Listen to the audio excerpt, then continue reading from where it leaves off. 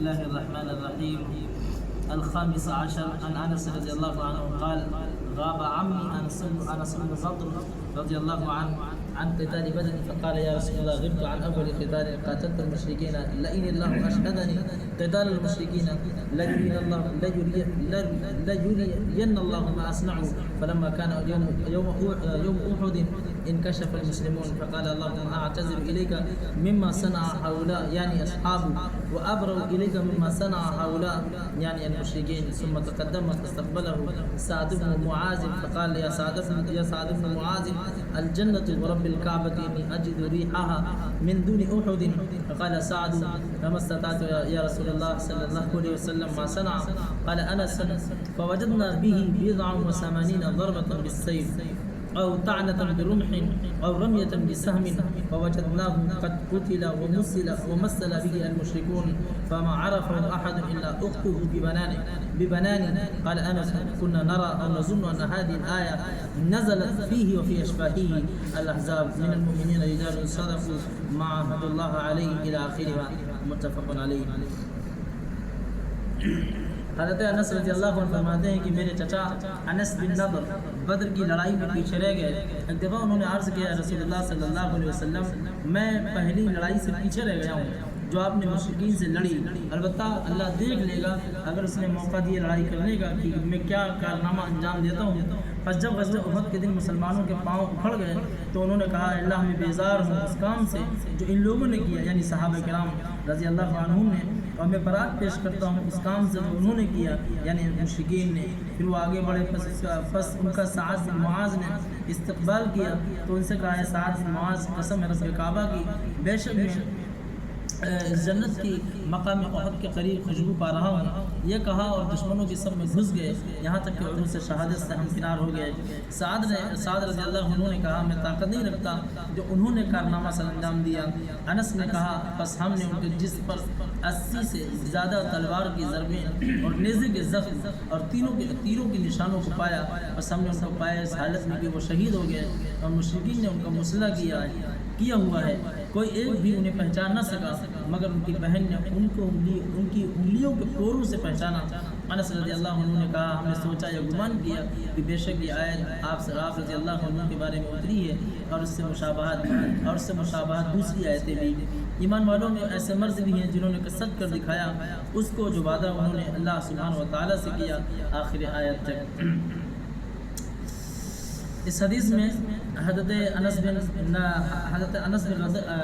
بن نضر رضی اللہ عنہ یہ کہہ رہے ہیں کہ میں بدر کی لڑائی میں پیچھے رہ گیا تھا یعنی موقع مجھے نہیں مل پایا تھا یا کوئی معذوری کی بنا پر یہ اس سے پیچھے رہ گئے تھے.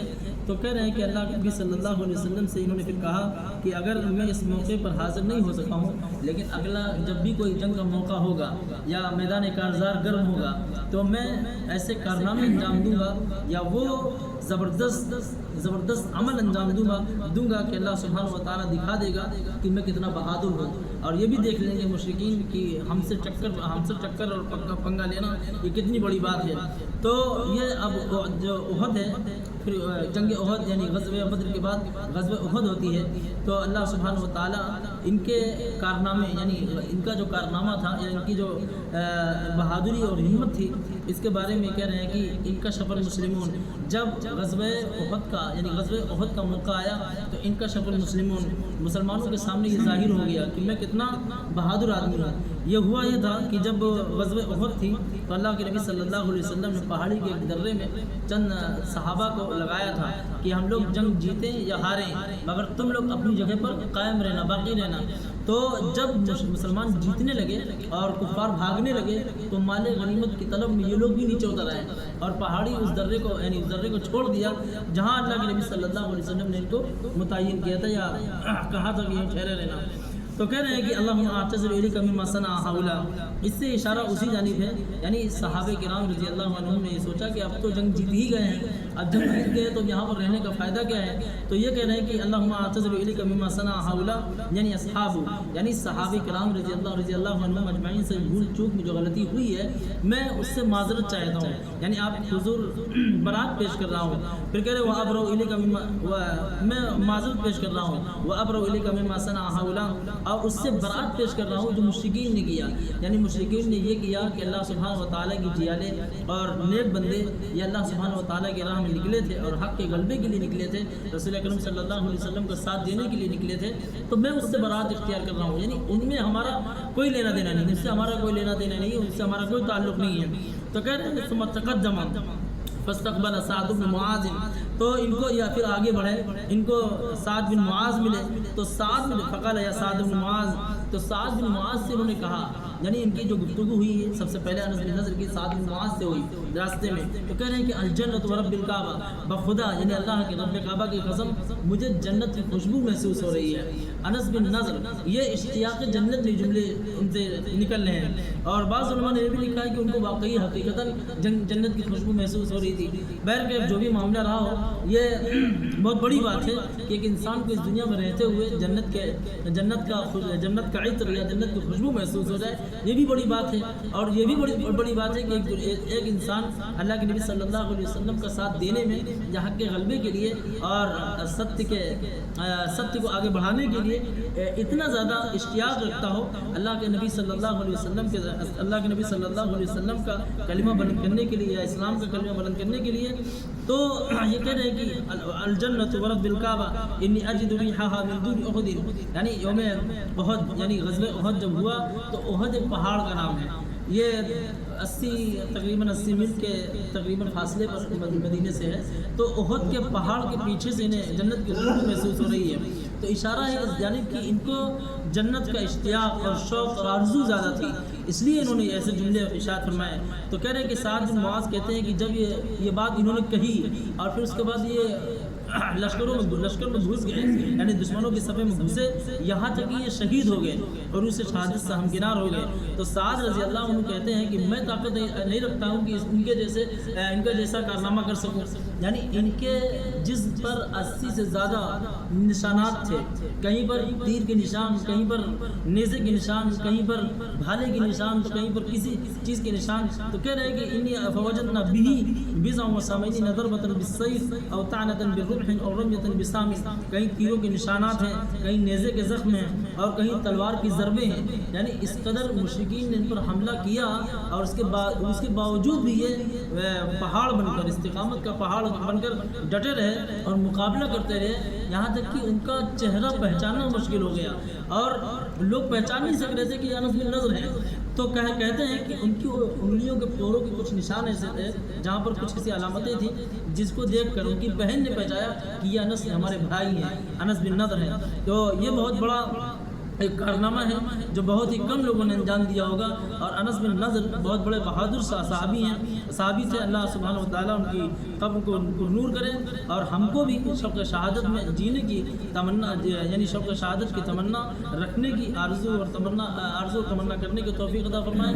اور کبھی بھی اگر ایسا موقع ہو اسلام کے غلبے کے لیے یا اسلام کے کلمے کو بلند کرنے کے لیے یا اسلام کے عالم کو یا فریرے کو بلند کرنے کے لیے ہماری بھی اگر جان جاتی ہو تو اسلام کے غلبے کے لیے ہم بھی ان سے سبق لیتے ہوئے اور عبرت لیتے ہوئے ہم بھی اپنی جان کو جان آخری کے سپرد کر دیں.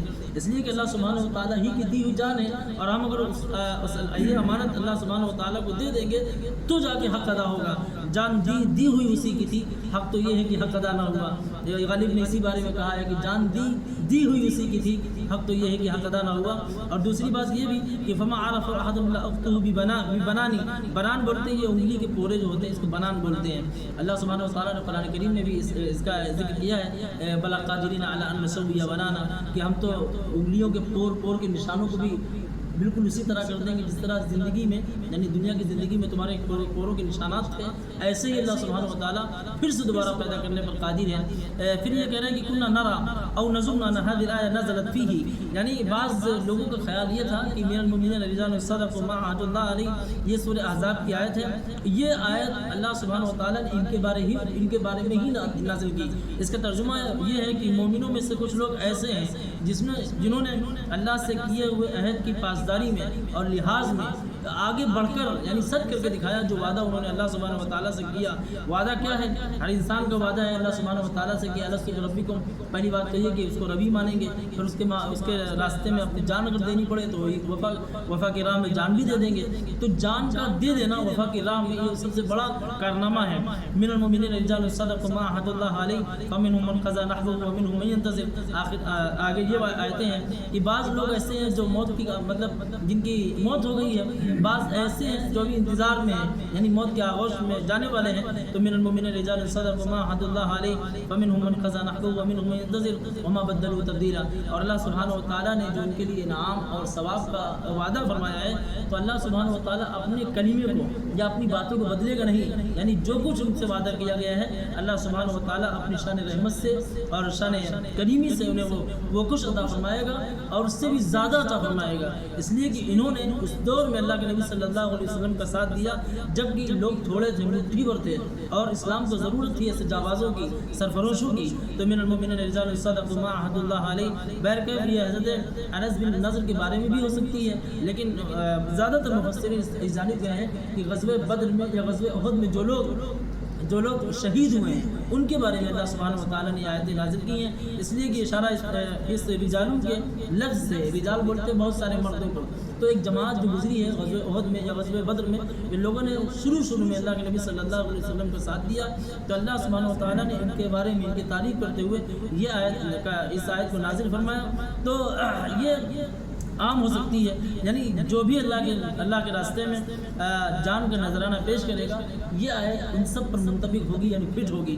من المؤمنین رجال صدقوا ما عهد الله علیہ. تو کہنے کی یہ یعنی سمجھنے کی بات اور جو سبق یہ ملتا ہے کہ ایک صحابی کس قدر اللہ کے نبی صلی اللہ علیہ وسلم کے حکم پر جان دینے والے تھے اور کس قدر اللہ کے نبی صلی اللہ علیہ وسلم کی اطاعت کرنے والے تھے کہ اللہ کے نبی صلی اللہ علیہ وسلم نے کہہ دیا تیاری کرنا ہے تو کرنا ہے. اور اللہ کے نبی صلی اللہ علیہ وسلم نے جو بات ان سے ارشاد فرمائی یا جس جنت کا ان سے وعدہ کیا گیا انہوں نے اس کو سچ کر دکھایا، یعنی وعدہ کیا اور اس کو سچ کر دکھایا. پھر اپنی جان کا نذرانہ تک پیش کر دیا، یہاں تک کہ ان کا ایک جسم بھی پہچان میں نہیں آ رہا تھا کہ ناک کس کی ہے، کان کس کا ہے، بلکہ ان کی بہن نے پہچانا. یہ بہت بڑی بات ہے. اللہ سبحانہ و تعالیٰ سے ہم اخیر میں دعا کرتے ہیں کہ اللہ سبحانہ و تعالیٰ ہم کو شہادت کا شوق سینے میں رکھنے کی اور اس کو پالنے کی توفیق عطا فرمائے اور اللہ سبحانہ و تعالیٰ نفاق سے بری فرمائے اور جنت کا جو وعدہ مسلموں مومنین سے کیا ہے اللہ سبحانہ و تعالیٰ اس کا حقدار بنائے اور اس کی نعمتوں کا حقدار بنائے.